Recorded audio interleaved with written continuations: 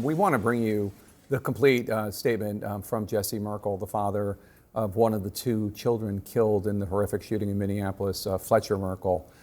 So we're going to bring you the whole statement right now. Here it is.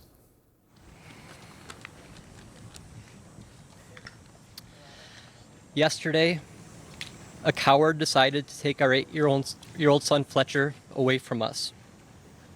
Because of their actions, we will never be allowed to hold him, talk to him, play with him, and watch him grow into the wonderful young man he was on the path to becoming. Fletcher loved his family, friends, fishing, cooking, and any sport that he was allowed to play. While the hole in our hearts and lives will never be filled, I hope that in time our family can find healing. I pray that the other victim's family can find some semblance of the same. I'm hopeful that all the wounded are able to make a full recovery and return home to their families. And finally, all the people, and especially the children, impacted by this horrific event are able to recover mentally and find strength to live loving, happy, and full lives. Over the past day, I've heard many stories accounting the swift and heroic actions of children and adults alike from inside the church. Without these people and their selfless actions, this could have been a tragedy of many magnitudes more. For these people, I am thankful. Moving forward, we ask not for your sympathy, but your empathy. As our family and the Annunciation community grieve and try to make sense of such a senseless act of violence. Please remember Fletcher for the person he was and not the act that ended his life. Give your kids an extra hug and kiss today. We love you, Fletcher. You'll always be with us.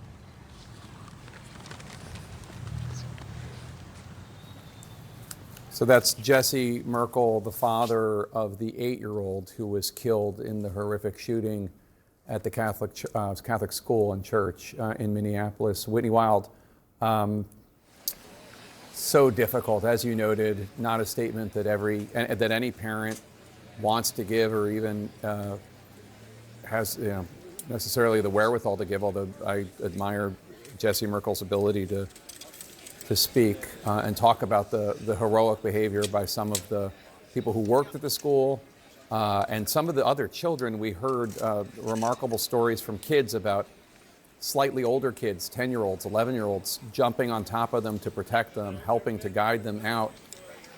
It is just heartrending, this story, and I know it must be difficult to cover it as well. It's really hard, Jake. I mean, I have 4 kids. They're little, and we go to a Catholic school. They go to all school mass. I mean, it is really hard. And you've been, in these situations too, just knowing how these parents feel when they send their kids out the door. And, every day you hope that it isn't your day. And just tragically for these parents, it was the day. And my heart just breaks for them. I think what is important in this moment, Jake, is to sort of refocus somewhat on the victims here again. There are 18 victims. 3 of them were adult parishioners. There are 15 children. There are still children fighting for their lives. Some of them have been discharged from the hospital, so that is the good news, Jake. There are some who are recovering, but there are some who are being described as touch and go.